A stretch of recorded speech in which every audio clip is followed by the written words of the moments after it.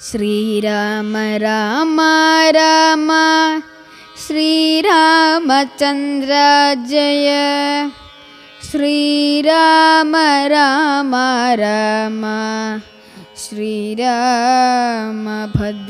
ജയ. ശ്രീരാമ രാമ രാമ സീതാഭിരാമ രാമ. ശ്രീരാമ രാമ രാമ ലോകാഭിരാമ ജയ. ശ്രീരാമ രാമ രാമ രാവണാന്തക രാമ. ശ്രീരാമ മമ ഹൃദി രമതാം രാമ രാമ. ശ്രീരാഘവാത്മാ രാമ ശ്രീരാമ രമാപതേ.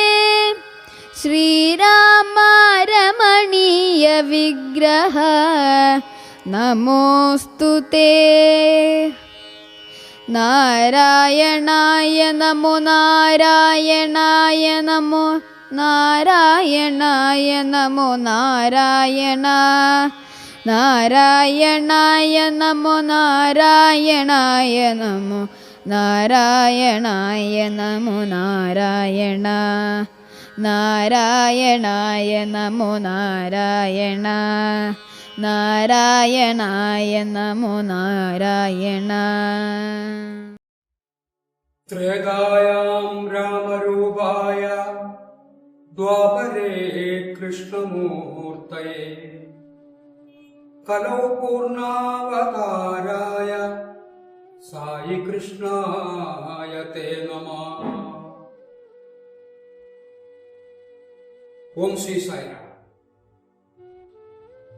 ത്രേതായുഗത്തിൽ ശ്രീരാമചന്ദ്ര പ്രഭുവായിട്ടും ദ്വാപരത്തില് കൃഷ്ണചന്ദ്രനായിട്ടും കലിയുഗത്തില് പൂർണ്ണ അവതാരമായ സായി കൃഷ്ണൻ അല്ലെങ്കിൽ സായി രാമൻ രൂപത്തിലും ഉള്ള ആ ഭഗവാനെ നമസ്കരിക്കുന്നു എന്നാണ് ശ്ലോകത്തിന്റെ ചുരുങ്ങിയ. സായിരാം, എനിക്ക് ഇന്ന് തന്നിരിക്കുന്ന വിഷയം രാമകഥ രസവാഹിനിയിലെ 19ാമത്തെ അധ്യായം ദണ്ഡകാരണ്യം. ഇതാണ് അതിന്റെ ചാപ്റ്റർ. അത് എവിടെ നിന്ന് തുടങ്ങുന്നു?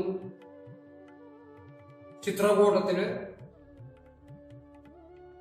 രാമനും സീതയും ലക്ഷ്മണനും, നന്ദിഗ്രാമത്തിലാണെങ്കിൽ ഭരതനും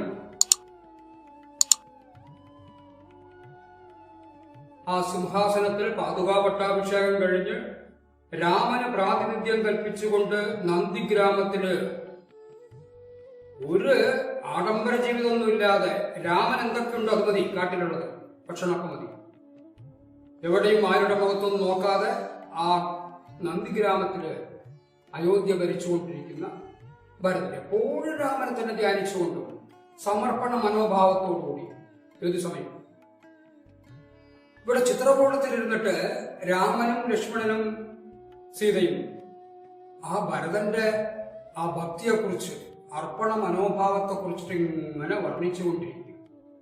അത്രയുണ്ട് ഭക്തി. ലക്ഷ്മണൻ കൂടെയാണ്, കൂടെ ഉള്ളപ്പോഴാണ് ആ ഭക്തി ഭഗവാന്റെ പ്രസൻസിൽ. ഇവിടെ ഭഗവാന്റെ സാന്നിധ്യമില്ലാതെ അവിടെ എപ്പോഴും സമർപ്പിച്ചുകൊണ്ടിരിക്കുന്നത്. അതുകൊണ്ട് ഭരതൻ ഒരു സ്റ്റെപ്പ് മുന്നിലാണെന്ന് തന്നെ പറയാം.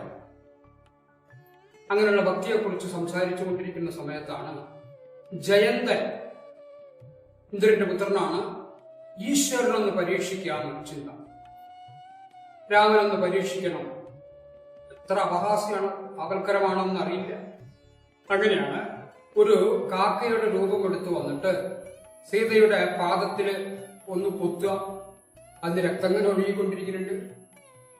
ഇത് കണ്ടപ്പോ രാമനൊരു ഉണക്ക പുല്ലെടുത്തിട്ട് അഭിമന്ത്രിച്ച് ഈ ജയന്തന്റെ നേർക്ക് അയക്കുക.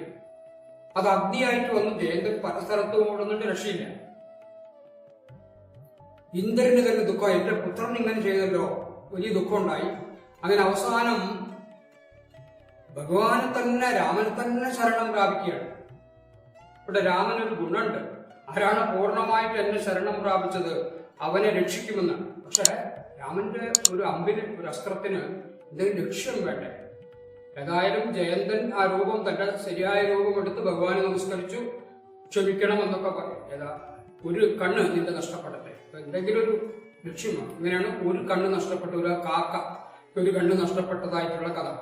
എന്നിട്ട് പറഞ്ഞു, മാർഗശീർഷ മാസത്തില് 10-ാം ദിവസം നീ ദക്ഷിണ ഭാഗത്തേക്ക് പൊക്കോളൂ, ഇവിടെ നിന്ന് സ്ഥലം വിട്ടോളൂ എന്നൊരു നിർദ്ദേശവും കൊടുക്കുന്നുണ്ട്. അങ്ങനെ രാമനും സീതയും ലക്ഷ്മണനും കൂടി ആ വനത്തിലേക്ക് ഇങ്ങനെ പ്രവേശിക്കാൻ തുടങ്ങി. ഇങ്ങനെ ഇരിക്കുന്ന സമയത്താണ് അത്രി മഹർഷിയുടെ ആശ്രമത്തിലേക്കാണ് പുറപ്പാട്. അപ്പോഴേക്കും ദൂതന്മാരൊക്കെ അറിഞ്ഞു, ശിഷ്യന്മാരറിഞ്ഞു. ഗുരുവിനോട് പോയി പറയുന്നുണ്ട്, ഇങ്ങനെ രാമനും സീതയും ലക്ഷ്മണനും വരുന്നുണ്ടെന്ന്. എന്തൊരു ആനന്ദമാണ് അത്രി മഹർഷിക്ക്. എത്ര കാലമായി ഇങ്ങനെ ദർശനത്തിന് വേണ്ടി കാത്തിരിക്കുന്നു, അത് ഇപ്പോഴാണല്ലോ കിട്ടിയത് എന്ന് പറയും.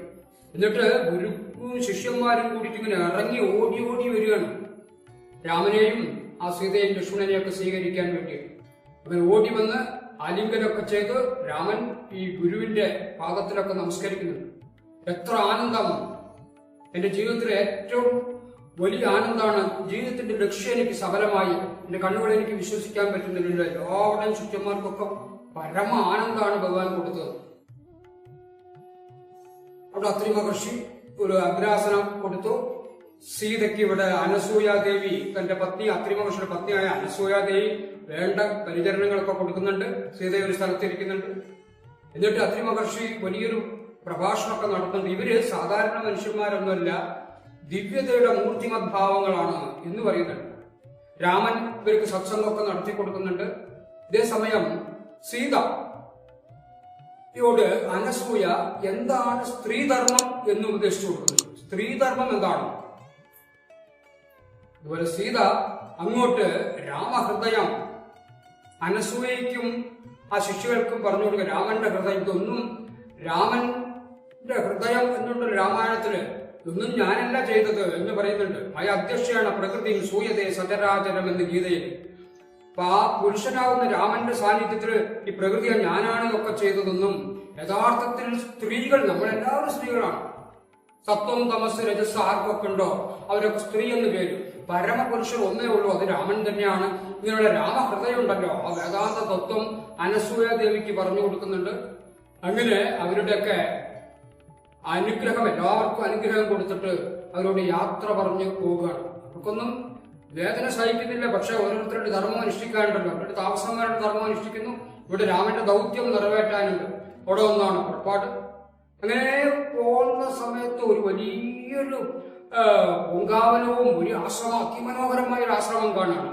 അവിടെ ഒരു ക്ഷേത്രമുണ്ട്, അവിടെ ഒരു ഉദ്യാനമുണ്ട്, പൂന്തോട്ടം. സീതയ്ക്കൊക്കെ വലിയ ആനന്ദം. വനമൂലാദികളും പക്ഷിമൃഗാദികളൊക്കെ എന്തൊരു ആനന്ദമാണെന്നാണ്. അവിടെയും ഇതുപോലെ ഗുരുവും ശിഷ്യന്മാരും വന്ന് രാമനെയൊക്കെ അനുഗ്രഹിക്കുന്നുണ്ട്. രാമൻ ആ ഗുരുവിന്റെ പാദത്തിൽ നമസ്കരിക്കുന്നുണ്ട്. അവർക്കൊക്കെ കണ്ണുകൾ വിശ്വസിക്കാൻ പറ്റുന്നില്ല ആനന്ദം കൊണ്ട്.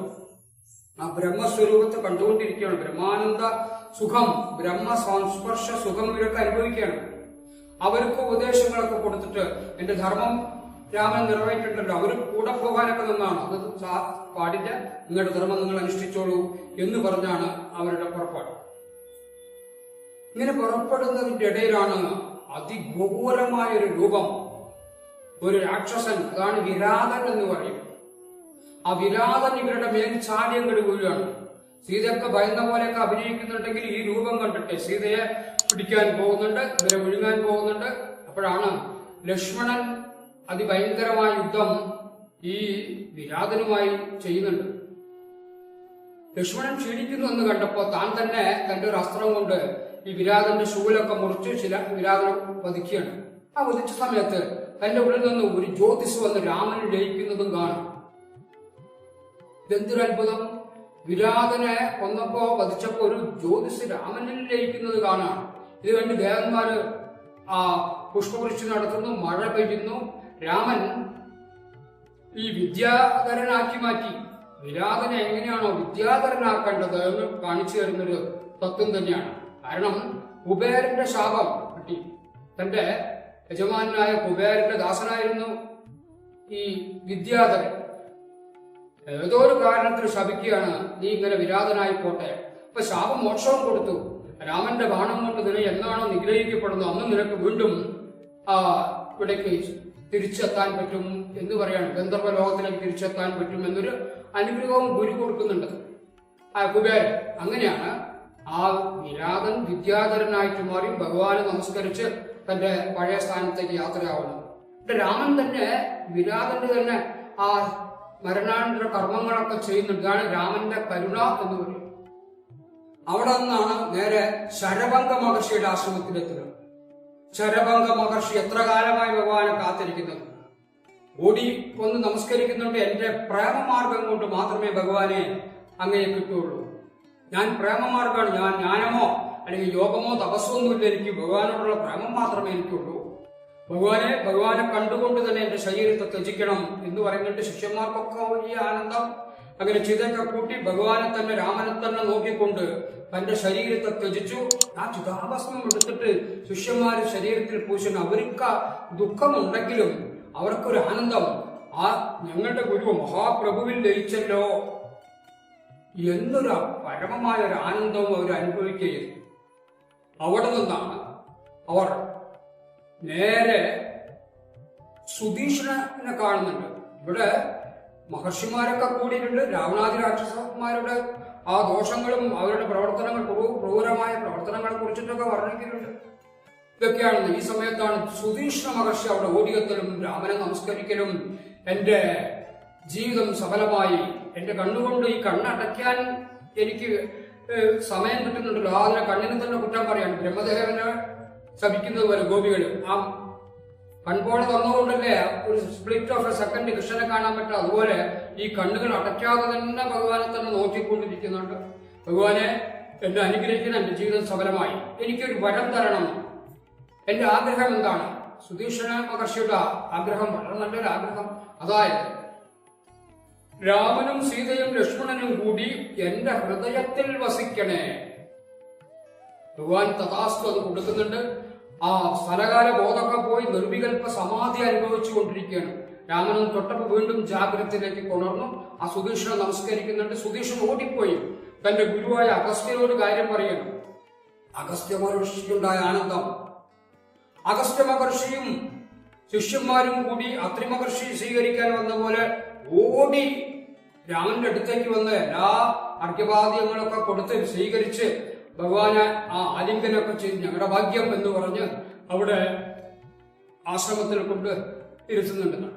പല പല ഉപദേശങ്ങളും അവിടെ ഉള്ളവർക്ക് കൊടുക്കുന്നുണ്ട് അഗസ്ത്യന്റെ ആശ്രമത്തിൽ ഭഗവാൻ. അങ്ങനെ അഗസ്ത്യന്റെ ആഗ്രഹം വേറൊന്നായിരുന്നു. അതായത് അങ്ങയുടെ നിരാകാര രൂപത്തെ അല്ല എനിക്ക് ധ്യാനിക്കാൻ ആഗ്രഹം, അങ്ങയുടെ സാകാര രൂപത്തിലാണെന്ന് പറയും. അങ്ങയുടെ സാകാര രൂപത്തിൽ സഗുണ രൂപത്തിനാണ് എനിക്ക് പ്രിയം. അതുകൊണ്ട് ഞങ്ങളുടെ ആശ്രമത്തിൽ താമസിക്കണം. അത് സാധ്യമല്ലല്ലോ. എന്റെ ലക്ഷ്യം വേറെ. നിങ്ങൾ തപസ് ചെയ്തോളൂ. ഒരു കൂടെ പോകാനൊക്കെ നിന്നെങ്കിലും അത് അവരുടെ ധർമ്മത്തിന് ആശ്രമധർമ്മത്തിനനുസരിച്ച് ശരിയല്ലല്ലോ. അങ്ങനെയാണ് അവര് ദുഃഖത്തോടുകൂടി അവരുടെ പുറപ്പാട് കണ്ടുകൊണ്ടിരിക്കുന്നത്. അങ്ങനെയാണ് അഗസ്ത്യനോട് എവിടെ പോകണം. ഇത് ഏത് വാൽമീകിയോടും ഭരദ്വാജനോടും ഒക്കെ ചോദിക്കുന്നുണ്ട്, ഞാൻ എവിടെ താമസിക്കും. അപ്പൊ അവര് പറയുന്ന മറുപടി തന്നെയാണ് അഗസ്ത്യൻ പറഞ്ഞത്.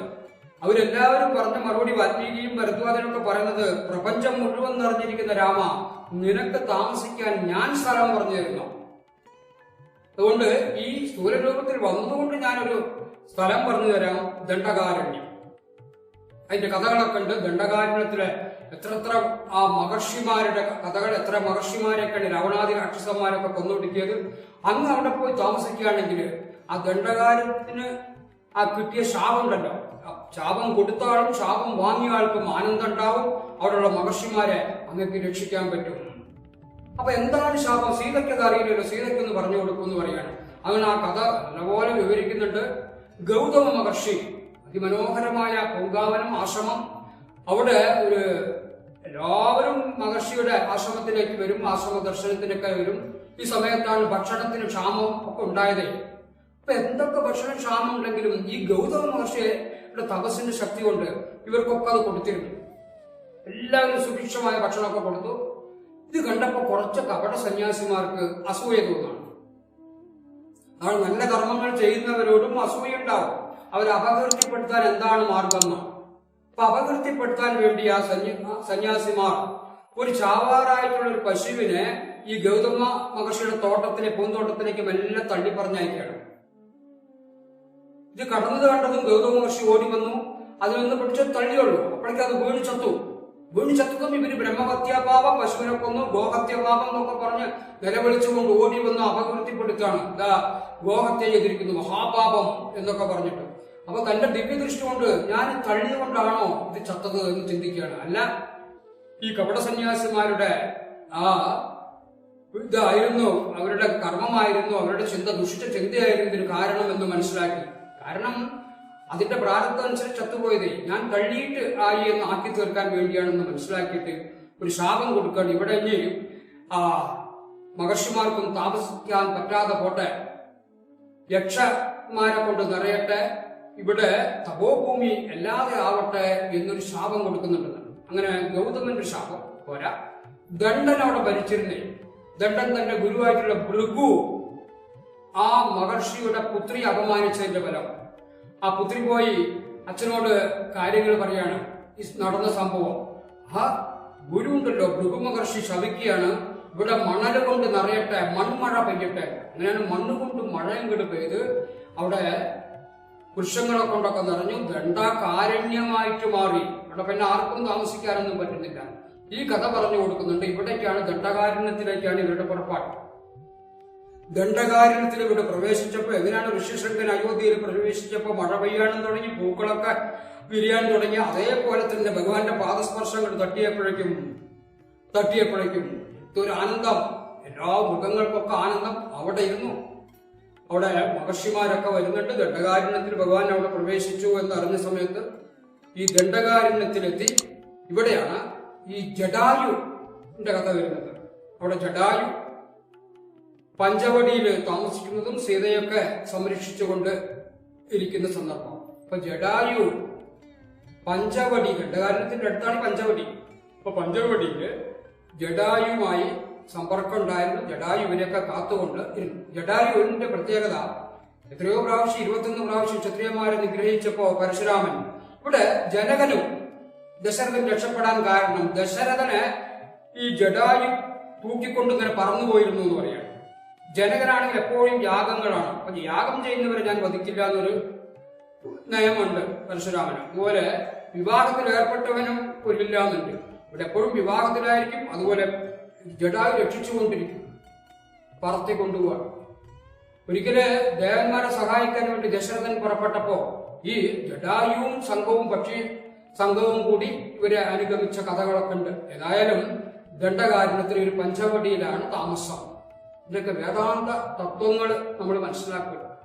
ഇപ്പൊ ഭരതന്റെ ഭക്തി, ഭഗവാൻ ഇപ്പൊ സ്വാമി നമ്മുടെ കൂടെ സ്ഥൂല ശരീരത്തിൽ ഇല്ലെങ്കിലും ആ സമയത്തുള്ള ഭക്തിക്കാണ് ഇത്ര ഏറ്റവും പ്രാധാന്യം. സ്ഥൂല ശരീരത്തിലുള്ളതിനേക്കാൾ കൂടുതൽ ഭക്തി സ്ഥൂല ശരീരം ഇല്ലാത്ത സമയത്താണ് ആ ഭക്തി. അതാണ് ഏറ്റവും വലിയ ശ്രേഷ്ഠമെന്ന് കാണിക്കുകയാണ്. എങ്ങനെയാണ് രാജ്യം ഭരിക്കേണ്ടതെന്ന്. രാജ്യം ഭരിക്കേണ്ടത് ഈശ്വരന് പ്രാതിനിധ്യം കൽപ്പിച്ചുകൊണ്ട് ആ രാജ്യം ഭരിക്കുന്ന സമയത്ത് ആ ഗജാനാവിലെ ആ പണങ്ങളുണ്ടല്ലോ 10 ഇരട്ടി രാമൻ വരുമ്പോഴേക്കും വർദ്ധിച്ചു എന്നാണ്. ആണ് ഭരതൻ ഭരണശേഷിയുള്ളവൻ. ഈ ജയന്തന്റെ കഥ എടുക്കുക. ഈശ്വരനെ പരീക്ഷിക്കാൻ, അവതാര പുരുഷന്മാരെ പരീക്ഷിക്കാൻ ആരും പുറപ്പെടണ്ട. ഇവിടെ പാർവതിക്ക് അബദ്ധം പറ്റുന്നുണ്ട്. ബ്രഹ്മദേവനും ഇന്ദ്രനും ഇവരൊക്കെ അഹങ്കാരം നശിക്കുന്ന കഥകളൊക്കെ ഒരുപാടുണ്ട്. പാർവതി ദേവിനെ ചിന്തിക്കുകയാണ്, എന്റെ ഈശ്വരൻ യോഗികളിൽ വെച്ച് യോഗി, ജ്ഞാനിയിൽ വെച്ച് ജ്ഞാനി, തപസ്സിയിൽ വെച്ച് തപസ്സിയായിട്ടുള്ള ആ പരമേശ്വരൻ എപ്പോഴും രാമനാമം ജപിക്കുന്നുണ്ട്. ഇതിന്റെ കാരണം എന്ത്? അവിടെയാണെങ്കിൽ ഒരു മനുഷ്യൻ രൂപത്തിൽ മനുഷ്യനുണ്ടല്ലോ, രാമൻ എന്ന മനുഷ്യൻ ഒരു സ്ത്രീയെ കാണാതെ കരഞ്ഞു നടക്കുന്നു ആരണ്യത്തിൽ. ഇയാളെ ഒന്ന് ടെസ്റ്റ് ചെയ്യാമെന്ന് വിചാരിച്ച് പോകുന്ന സന്ദർഭമൊക്കെ ഉണ്ട്. അങ്ങനെ തനി സീതയുടെ രൂപത്തിൽ അങ്ങോട്ട് പ്രത്യക്ഷപ്പെട്ടു. എന്നിട്ട് രാമൻ കരഞ്ഞ് സീതയെ എന്ന് കരഞ്ഞ് നിലവിളിച്ചു വരുമ്പോ ആ സീതയുടെ രൂപത്തിൽ പ്രത്യക്ഷപ്പെട്ട ആ പാർവതി ദേവി ചോദിക്കുകയാണ്, ആര്യപുത്ര ഞാനിവിടെ ഉണ്ടല്ലോ എന്ന്. രാമനെ ടെസ്റ്റ് ചെയ്താണ്. അപ്പൊ രാമൻ ചോദിച്ച ചോദ്യം പരമേശ്വരൻ കൂടെ വന്നില്ലേ എന്നൊരു ചോദ്യമാണ്. ഇത് കേട്ടതോടുകൂടി ലജ്ജിച്ച് തലതാഴ്ത്തുന്നുണ്ട്. അപ്പൊ രാമന്റെ മഹിമ മനസ്സിലായതുകൊണ്ടാണ് എനിക്ക് രാമഹൃദയം അറിയണമെന്ന് ആ കൈലാസത്ത് വെച്ച് പരമേശ്വരനോട് അപേക്ഷിക്കുന്നതിന്റെ ആ കഥ. അതുകൊണ്ട് ഈശ്വരനെ ആരും പരീക്ഷിക്കാൻ പുറപ്പെടണ്ട. ഇപ്പൊ സ്വാമിയെ ഏറ്റവും വലിയ സയന്റിസ്റ്റുകള്, യുക്തിവാദികള്, മജീഷ്യന്മാര്, ആധ്യാത്മിക ആചാര്യന്മാര്, കൊലയാളികൾ, ഇവരൊക്കെ വന്ന് ടെസ്റ്റ് ചെയ്തു. എന്തുപറ്റി? വന്നു, കണ്ടു, കീഴടങ്ങി. ഈ ചരിത്രം മാത്രമുള്ളൂ. കണ്ട അവതാര പുരുഷന്മാരെ, മഹാത്മാക്കളെ നിന്ദിക്കാനോ അവരെ ഒന്ന് ടെസ്റ്റ് ചെയ്യാനോ ഒന്നും പുറപ്പെടേണ്ട. ജയന്തന്റെ അനുഭവം നമുക്കുണ്ടാവും എന്ന് പറയും. അത്രി ത്രിഗുണങ്ങളെ ജയിച്ചവന്റെ പേരാണ് അത്രി എന്ന് പറയുന്നത്. സത്വം, തമസ്, രജസ്, ഈ 3 ഗുണങ്ങൾ ആര് ജയിച്ചോ അവന്റെ പേര് അത്രി. നിസ്ത്രൈഗുണ്യ ഉപവാർജുന എന്ന് ഗീതയിൽ ഈ ഗുണങ്ങൾക്ക് അപ്പുറത്ത് കിടക്കൂ. ഇതാണ് അത്രി. പത്നിയുടെ പേര് അനസൂയ. അപ്പൊ ത്രിഗുണങ്ങളെയും ജയിച്ച അനസൂയ, അസൂയ ഇല്ലാതായി കഴിഞ്ഞാൽ നമുക്ക് ദത്തൻ അവതരിക്കും. ഓം ശ്രീദത്ത അനസൂയ പുത്ര സായി ഭാവജി വെങ്കുശരാ ഭജനയിൽ ചൊല്ലും. അപ്പൊ ദത്തൻ അവതരിക്കണമെങ്കിൽ എന്ത് വേണം? അസൂയില്ലാത്തവൻ. അതുപോലെ ത്രിഗുണങ്ങളെ ജയിക്കണം. അതുകൊണ്ട് സ്വാമി ഒരിക്കല് സ്വാമിയുടെ പടം എടുക്കാൻ പോകുന്നു. ആ സമയത്ത് ഒരു സ്ത്രീ ഓടി വന്ന് സ്വാമിയുടെ ഡ്രസ്സ് ശരിയാക്കാൻ സ്വാമി വളരെയധികം സഹായിക്കണം മാറിപ്പോവാൻ. എന്നിട്ട് പടമെടുത്ത് വന്നപ്പോഴോ ആ പടം ദത്താത്രേയന്റെ രൂപം എന്നൊരു സംഭവം. അതാണ് അത്രി, അതാണ് അനസൂയ. നമുക്ക് രാമഹൃദയം മനസ്സിലാവണമെങ്കിൽ, രാമായണം മനസ്സിലാവണമെങ്കിൽ, ഗീത മനസ്സിലാവണമെങ്കിൽ, ഭാഗവതം മനസ്സിലാവണമെങ്കിൽ അസൂയ ഇല്ലാതെ ആയിക്കോളൂ. ഇതം തുതേ ഗുഹ്യതമം പ്രവശ്യാമി അനസൂയവേ ജ്ഞാനവിജ്ഞാന സഹിതം യജ്ഞാത്വ മോക്ഷശയ ശുഭാത് മോക്ഷശയ ശുഭാത് എന്ന് രാജവിദ്യാ യോഗത്തിന് ഗീത. അതുകൊണ്ട് നീ അസൂയില്ലാത്തവനായതുകൊണ്ട് ഞാൻ ഈ ഗീത പറഞ്ഞുതരാം. നീ തുടങ്ങുന്നത് തന്നെ അത് തന്നെയാണ്. ഈ അസൂയ രഹിതരായവർക്ക് ഈ രാമായണം പഠിപ്പിച്ചു കൊടുക്കാൻ പറ്റും. അതുകൊണ്ടാണ് സീത അനസൂയക്ക് സ്ത്രീധർമ്മമെന്ത്, രാമഹൃദയമെന്ത്, രാമതത്വ പ്രകൃതി പുരുഷ സംയോഗമെന്ത്, തത്വമെന്ത് എന്ന് പറഞ്ഞ് മനസ്സിലാക്കി കൊടുത്തതിന്റെ രഹസ്യം. അപ്പൊ അവരുടെയൊക്കെ അനുഗ്രഹം വാങ്ങി വന്നു. ഇവിടെ ശരഭംഗ മഹർഷിയുടെ ആശ്രമത്തിലെത്തുന്നുണ്ട്. അതിനു മുമ്പ് വിരാതനെ വധിക്കുന്നുണ്ട്. നമ്മളിലുള്ള വിരാതം ഭാവം പോയാൽ നമ്മൾ വിദ്യാധരനായി മാറി. എന്താ പറഞ്ഞത്? സീതയെ ഇവിടെ വിട്ടിട്ട് നിങ്ങൾ 2 രക്ഷപ്പെട്ടുള്ളൂ, അല്ലെങ്കിൽ നിങ്ങളെ വധിക്കുന്നതാണ്. അതിന്റെ അർത്ഥം രാക്ഷസ സ്വഭാവമുള്ളവർക്ക് ബ്രഹ്മവിദ്യയെ എപ്പോഴും അവർ നഷ്ടപ്പെടുത്തിക്കൊണ്ടിരിക്കുന്നു. അവരുടെ ലക്ഷ്യം ബ്രഹ്മവിദ്യയെ നഷ്ടപ്പെടുത്തലാണ്. അതിന് കൂട്ടാക്കിയില്ല രാമലക്ഷ്മണന്മാർ. അപ്പോ നമ്മളിലെ വിരാതഭാവം പോകുമ്പോൾ വിദ്യാധരനായിട്ട് നമ്മൾ മാറുമെന്ന് കാണിക്കുന്നു. ശരഭംഗൻ മഹർഷിയുടെ അടുത്ത് ശരഭംഗൻ, ശരം, എവിടെയൊക്കെ ശരം എന്ന് കേട്ടോ അത് നമ്മുടെ ജീവൻ തന്നെയാണ്. എവിടെയൊക്കെ ധനുഷെന്ന് കേട്ടോ അത് പ്രണവമാണ്.